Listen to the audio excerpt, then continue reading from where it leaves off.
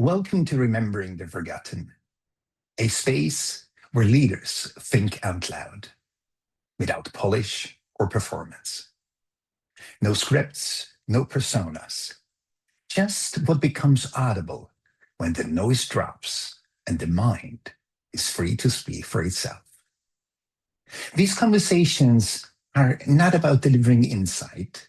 They are about thinking together in real time, testing ideas against stillness, letting two open minds stretch each other.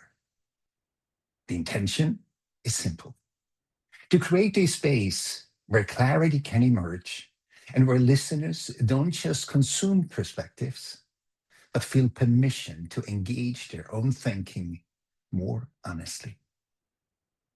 Today, I'm joined by Terri Lonowski.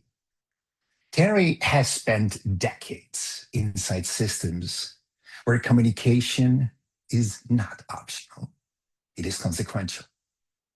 Federal oversight of hundreds of millions in grants, national workforce initiatives, leadership development across states and sectors, White House showcases, TEDx stages.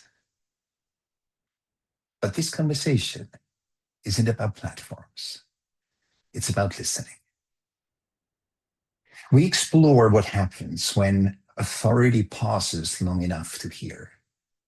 How trust is not built through persuasion, but through presence. How governance, leadership, and even healing begin in the same place: disciplined attention. This exchange is not about communication tactics. It's about relational integrity. Because when listening deepens, performance softens. When attention becomes whole, people reorganize themselves. What matters here isn't volume. It's the quality of presence inside the exchange. And with that, welcome Terri to the show. Thank you, Marcia, because I am so excited to be here, and I've been looking forward to our conversation and to listening. So happy to hear that.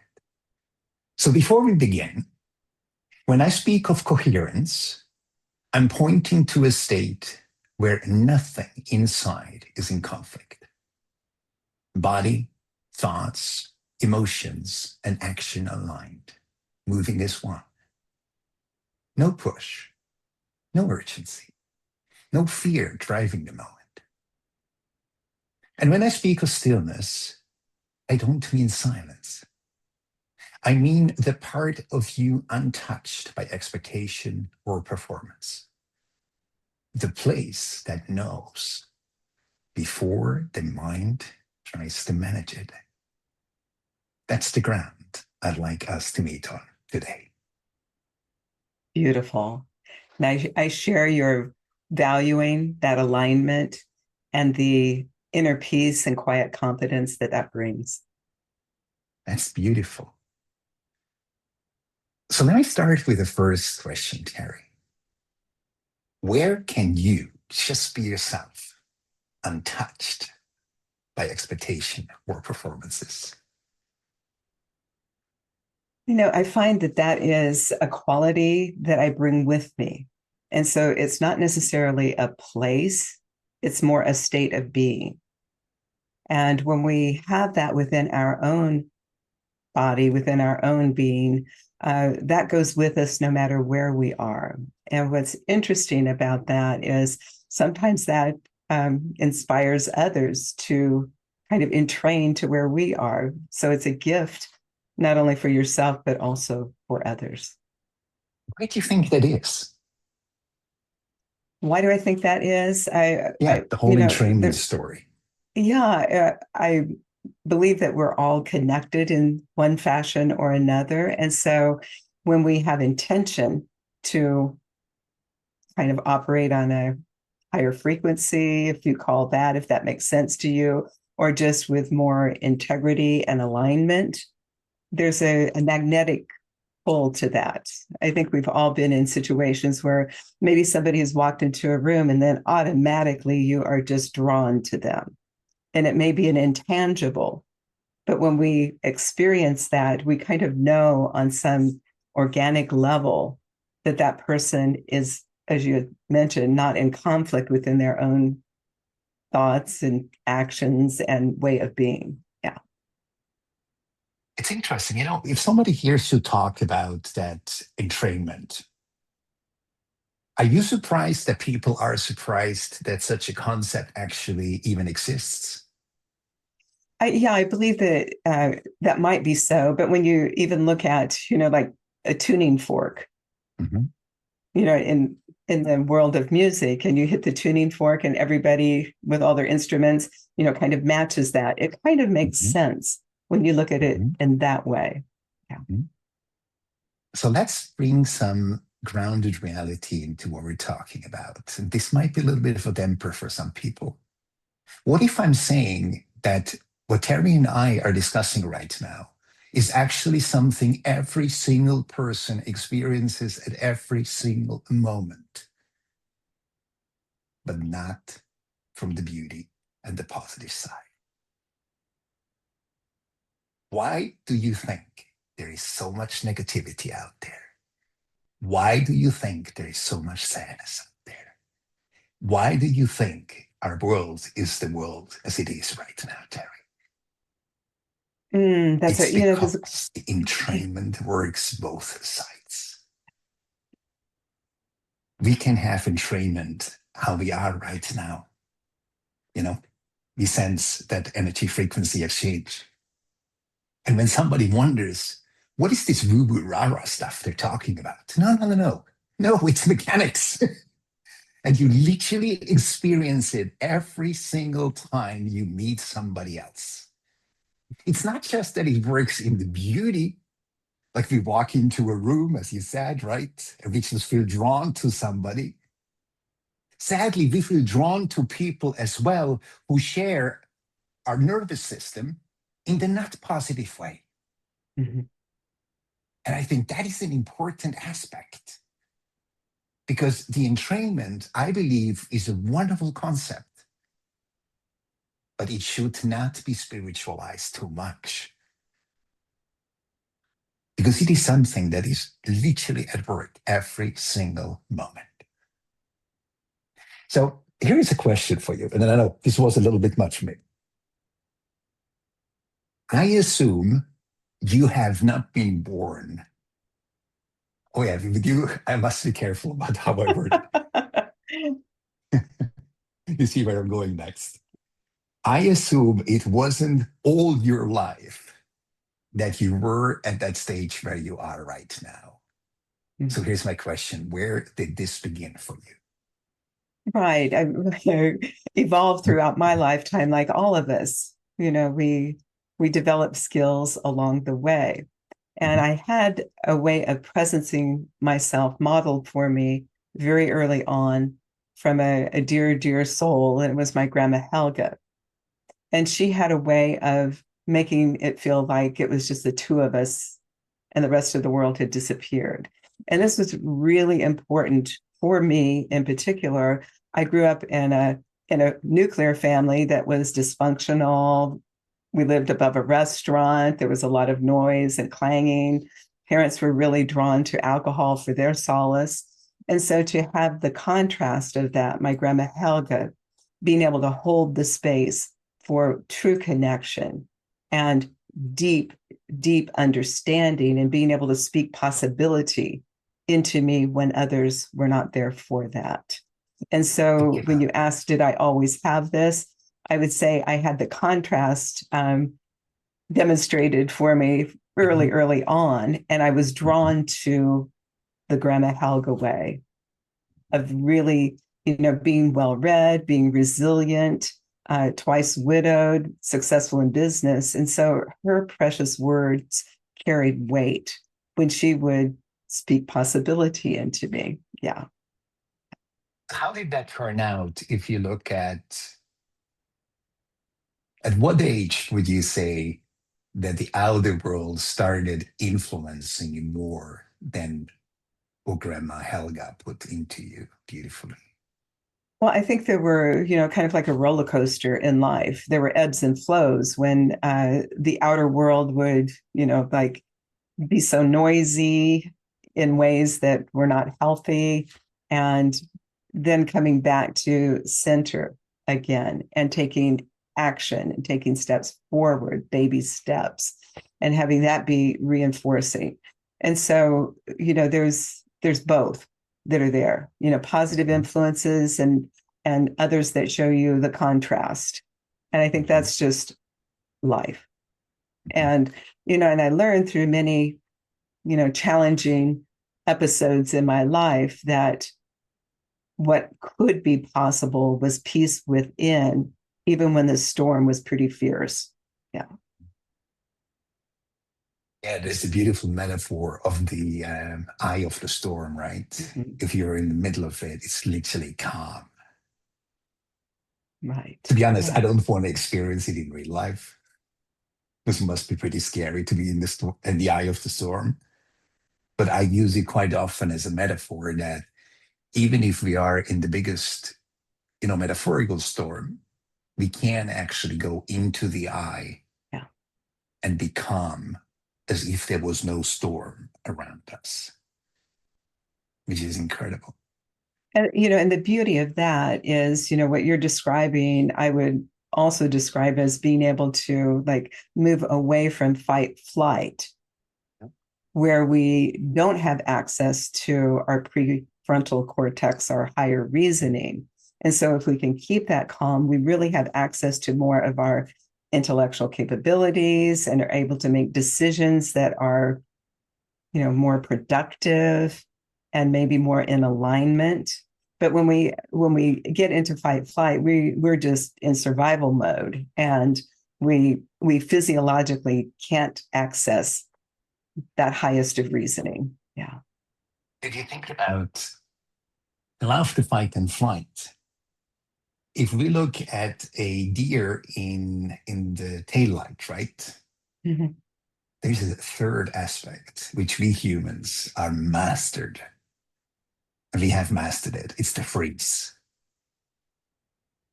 Yeah. Right? It's a deer in the taillight. What's it called? No, it's not taillight. Deer in the headlights. Headlights. I just thought, no, tail would be in the back. Okay, it's the headlight. So if you think about that, quite often people cannot run and people cannot fight, but people freeze. Mm-hmm. But it is possible to go into a peaceful state where that unfreezes, and it's almost like put into cotton almost. You still hear the noise, you still hear the rumbling of the storm, but you're just safe. That is a beautiful state to be in. Mm. Lovely, lovely. I remember when we talked about your grandma Helga, and I was just wondering something. Do you know that I personally believe that we are all born with our executive functions intact, with little seeds? So there's courage, there's all these beautiful qualities. Curiosity is one of them we're born with, right? And I feel that your grandma Helga, actually, I just made a connection right now, that actually both our grandmas were the gardeners of that little garden we were born with. Mm. While other people did not pay attention to that garden at all. But your grandma Helga did. So she nurtured something in you probably right after birth, if you think about it. Isn't that incredible? It's just beautiful. I've never heard it described in that way, but I just have such a warmth in me as you are saying those words and sharing that with everybody. Yeah. Because, and that's why I stopped when I said about you, like, I know that you had all of that, which is now beautifully flowered. You had all of that when you were born. And it's a rare case that somebody has someone like you did with your grandma Helga, who not only was protective of you, but she was literally nurturing you. She made sure that you understood, you know what, little one, there is actually a place you can go. And you know, when people talk to me about this eye of the storm, where is it?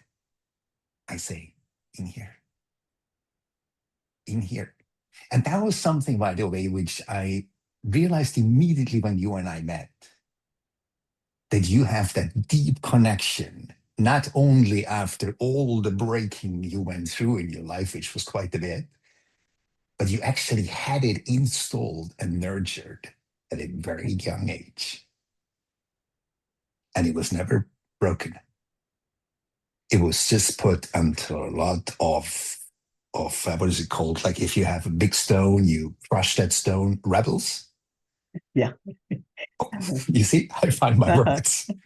So it was just buried under that rubble. But those seeds were already so much grown and so much nurtured that it didn't take you too much to return to who you really were. Does that somehow resonate with you?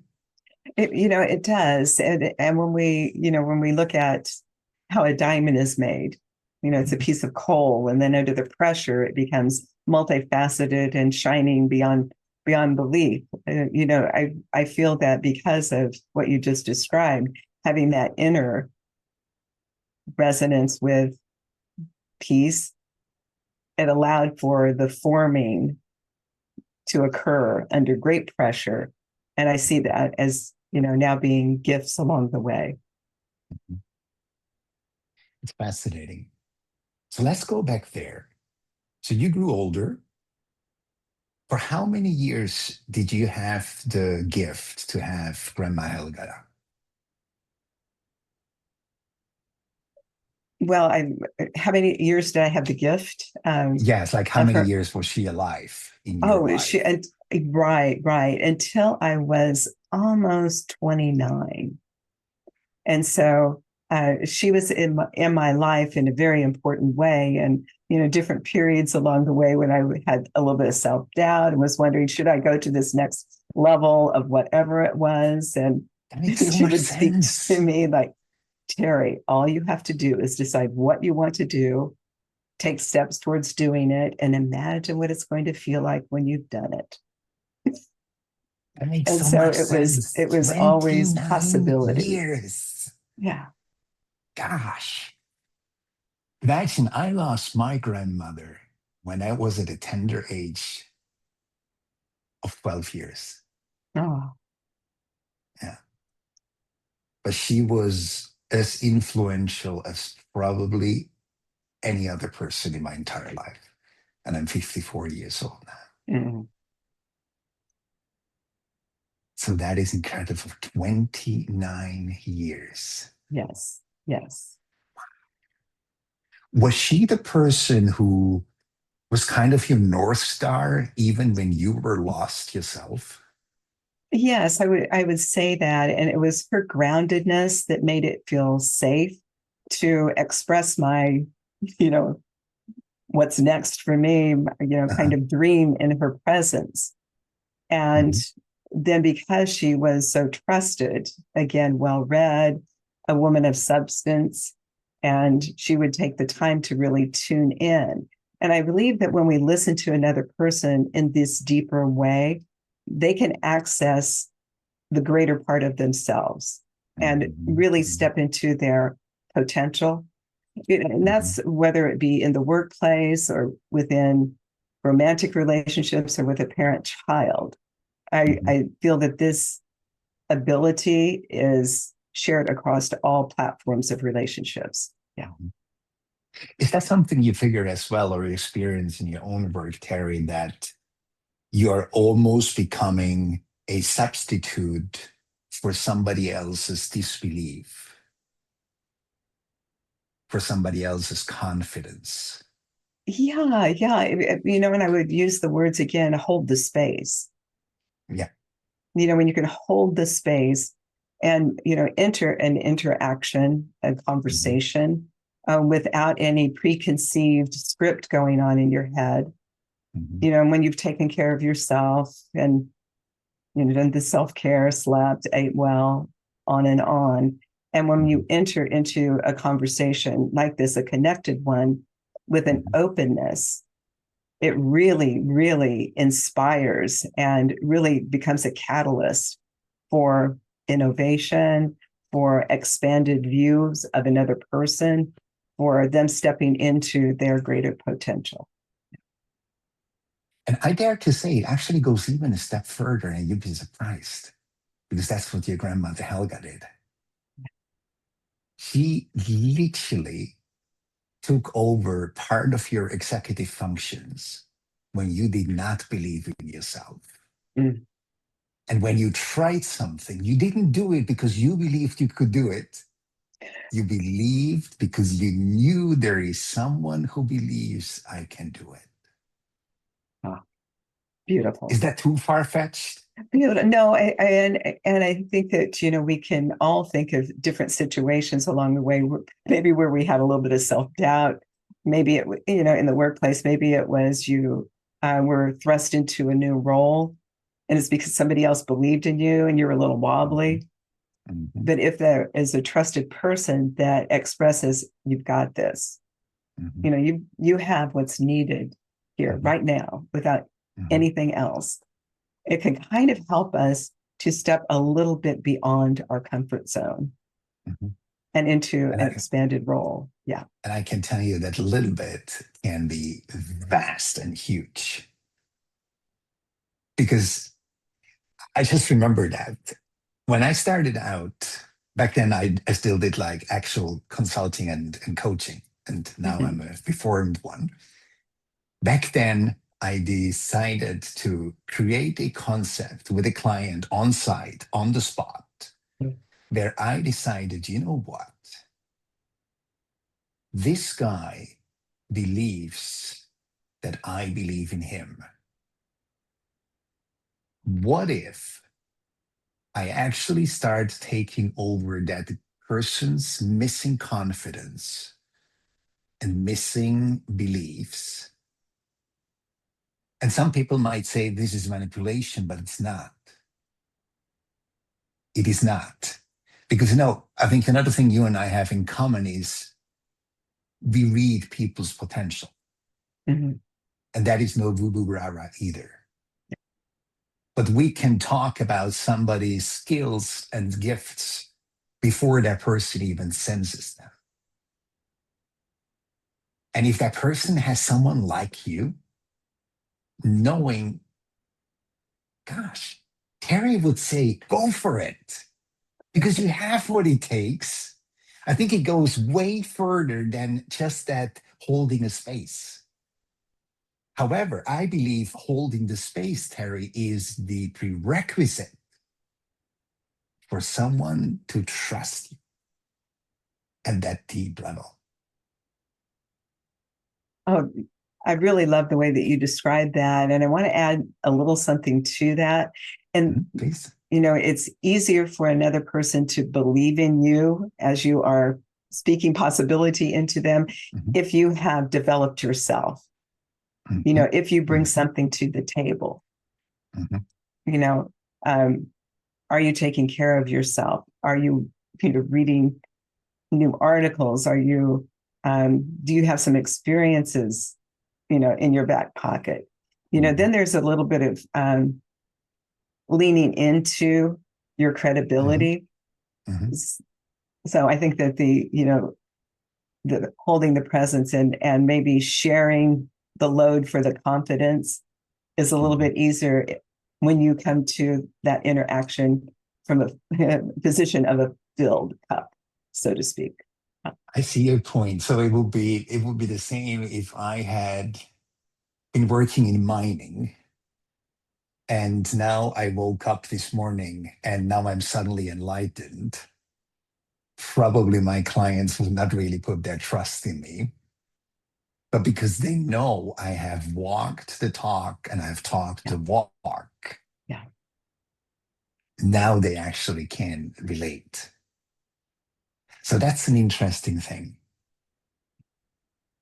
So I know you had a seriously successful life. And that's why the next question is very pivotal. When did success stop being enough for you? I think it feels to me more like success has been a byproduct of Interesting. Tell being me in more. alignment and taking steps that are congruent Mhm. with, my values and what I understand my gifts to be. And when there's kind of a truth to that. And so that becomes, for me, the most important. And as a byproduct, success seems to follow as well. Yeah. And it's so fascinating. So you don't have a career where you say, Marcus, I sat down with Grandma Helga and we basically sketched out the next 10 years. And then after 5 years, we had a next session and we sketched out the next 10 years, consecutive ones. So your career and your successes are literally an output of your intentions and basically the result of your path. Yeah. Yeah. That's so fascinating. I think this is quite scary for many people, by the way, if they are not in control of what's going to happen. I mean, I can understand that. I just am able to speak most clearly about what my path has been.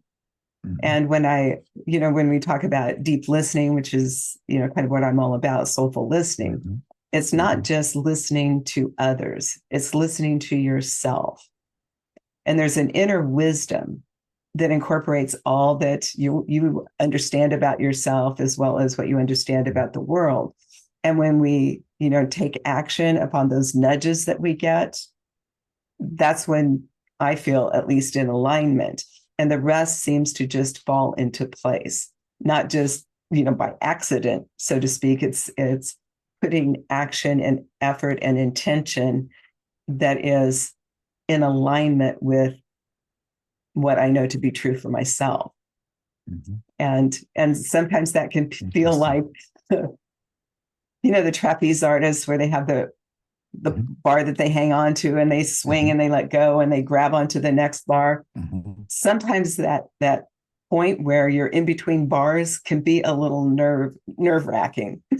Mhm. But Oh, I knowing agree. that there's going to be another one to grab can kind of be helpful.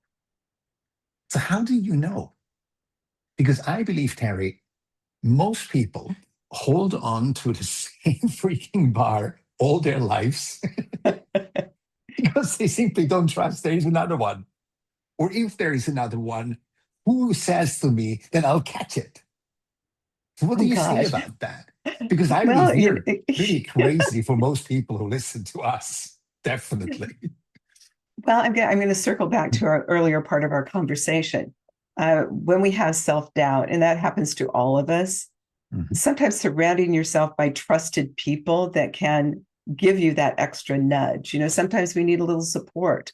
And whether it be a physical support, financial support, or just an emotional nudge forward.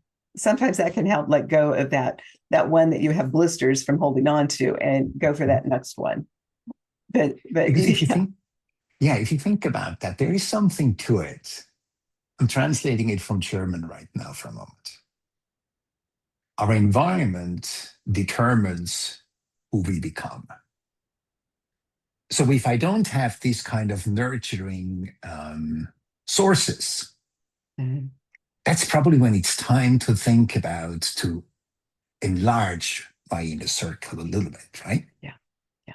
Like I had a beautiful conversation with my friend Ivan yesterday, and he talked about what kind of people he has in his inner circle. And one of them is an absolute, mean people call contrarian, but he calls them critical thinkers because that's what we are. We're not contrarians, we're critical thinkers.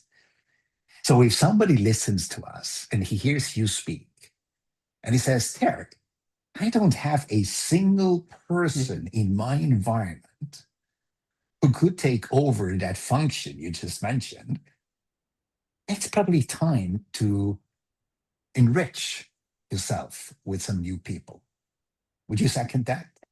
I would. And the Dalai Lama, I love many of his quotes, but one of them is our prime purpose in this life is to help others. And so if we step into that premise and we take action upon it, maybe it's time for us to help someone else. If we're in need and there's some kind of a cycle that returns to you what you put out. And so that may be the case. Or it may be, time for a coach, a professional coach, to give you a nudge if you're not comfortable, reaching out and expanding your own social and emotional circle. But one at a time, one baby step, going to one event, or maybe lending a helping hand to somebody else. When we give freely to someone else, it comes back to us in ways that are sometimes surprising. I totally second that. So you spoke about self-doubt. How do you personally deal with self-doubt? Or let me ask you something else first. What is self-doubt for you? So for me, it's when I feel wobbly, kind of wobbly inside. And maybe it's doing something new. Maybe it is, instead of being on a podcast, I'm on a TV show, or maybe I'm, stepping onto a TEDx stage or something like that. And so it's, stretching myself a little bit, and, that little voice inside can kind of speak down. Oh, who are you to take on this big thing? And so just being able to recognize that is really helpful. And then, so let's stay here for a moment. Let's stay here for a moment. Okay. Is that because, I just had a little flash, so I usually do not interrupt like that. But what you're talking about, Terri, I believe is something that especially many women, especially in higher positions, know way too well. And I believe that's what society calls imposter syndrome.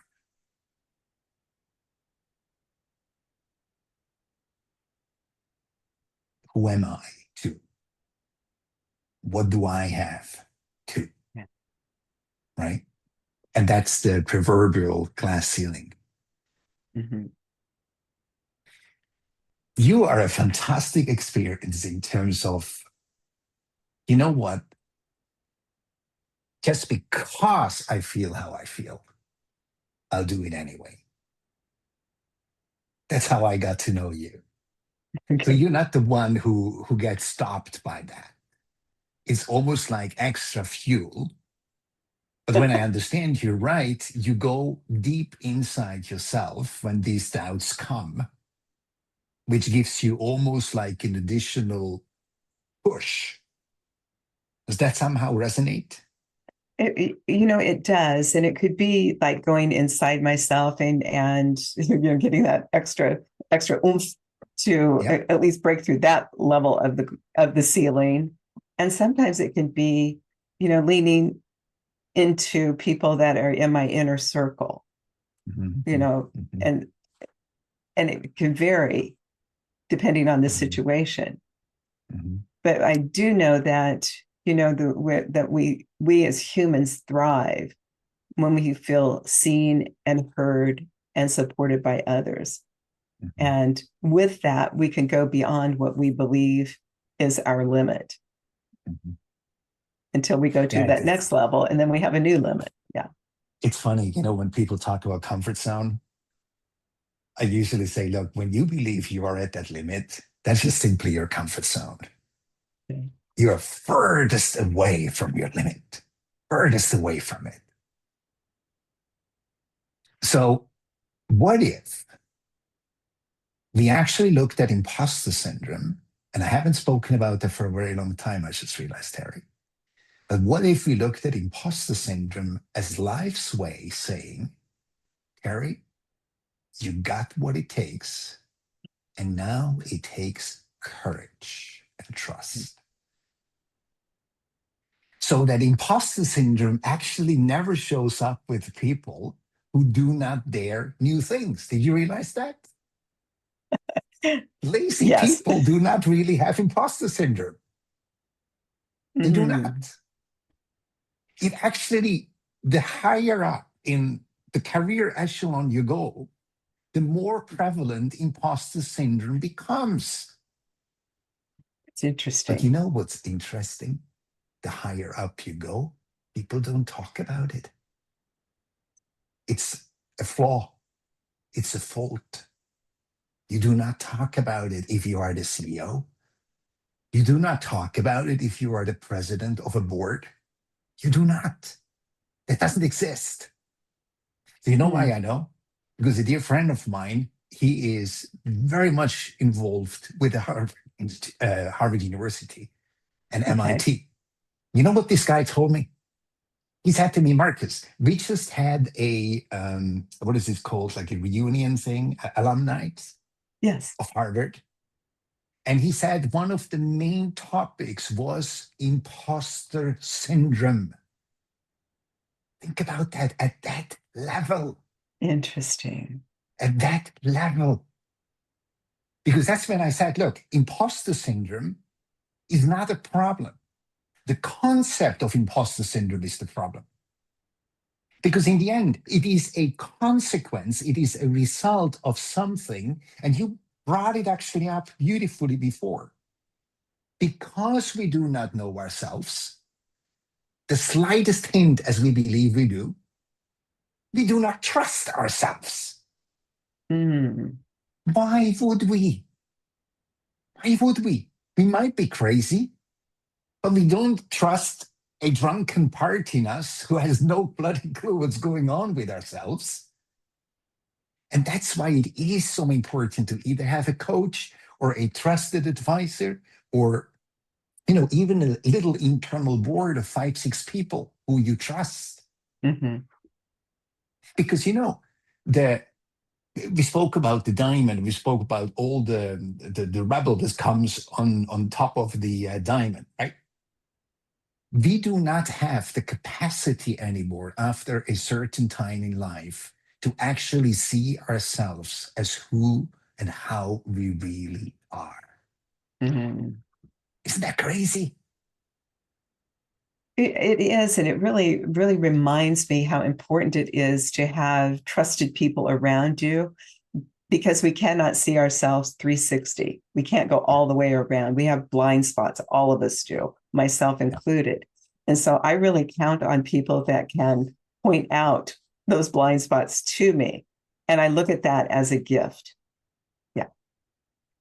So let me challenge that for a moment. You speak about the blind spots, and the blind spots are not really your highest executive functions, right? They are the ones who you probably rather would have on the side if it wouldn't impact so much.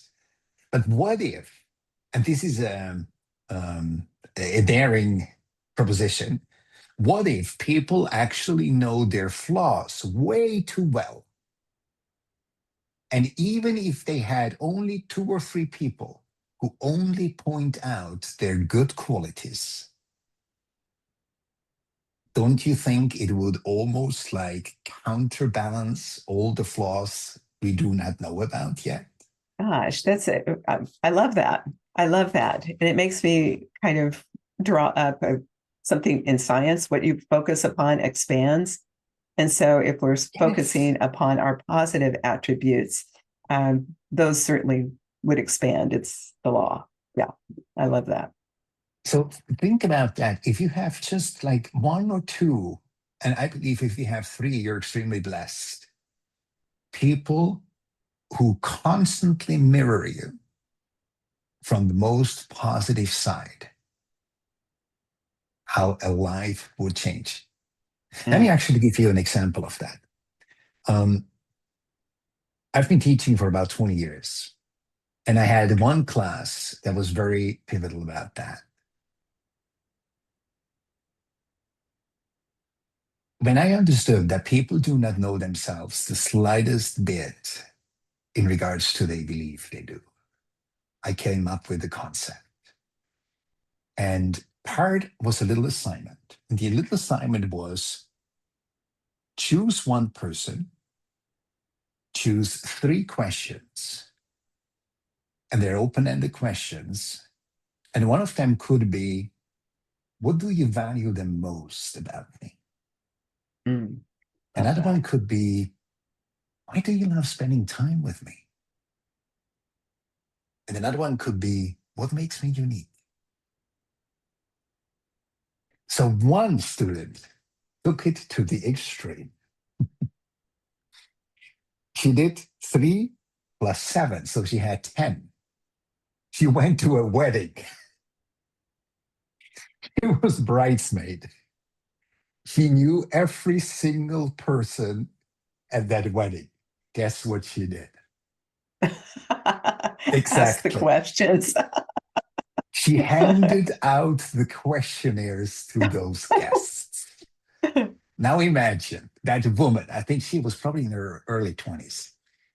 She had a big board on one of her bedroom walls, started taking all the responses that came back and pinned them to the wall, reading every single response in the morning when she got up and at night when she went to bed. Wow. Can you imagine how that woman changed? Wow. After 10 days of working with each other, it was a month, I did not recognize her anymore. I did not recognize her anymore. And I said to her, look, when you receive a response, especially what do you value the most about me? You take it in and it's almost like a burst, like, wow, that's me. Yeah, don't be surprised. It won't take long until a voice comes. Are you sure?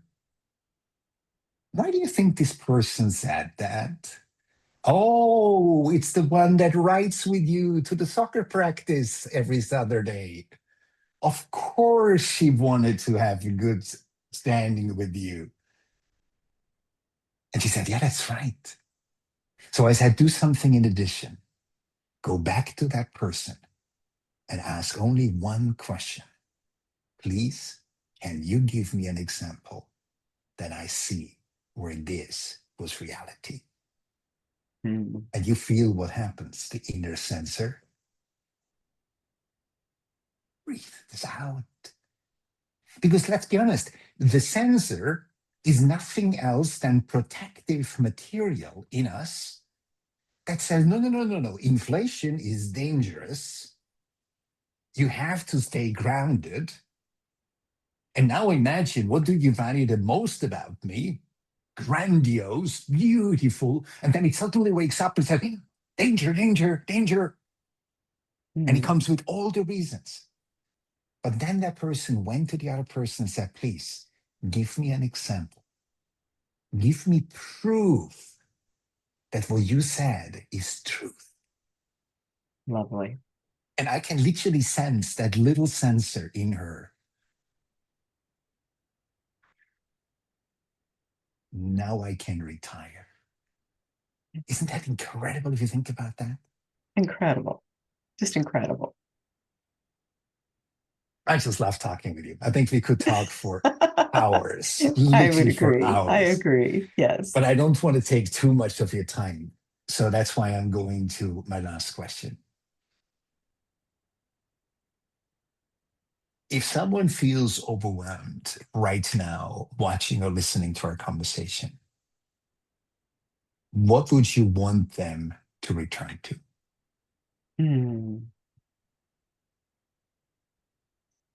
I'm feeling into that, and it feels like taking a couple of breaths is so helpful. To just breathe in through your nose, hold, and exhale through your mouth. and doing that again and out. And now feel the peace in your body and realize that the overwhelm can fade away and you will be revealed the next best step forward. Yeah, that's what I would share. Beautiful. And if people are not aware of it, what you just introduced is literally the breath of life. Mm. Because the first thing that gets stuck is our breath. And when our breath gets stuck, nothing goes anymore. So thank you so much for this conversation, Terri. It was a great pleasure having you. My pleasure. Thank you so much. This was Remembering the Forgotten, a conversation held in clarity, not performance. If something in this exchange shifted how you see, let it stay with you. A few quiet pointers are waiting below.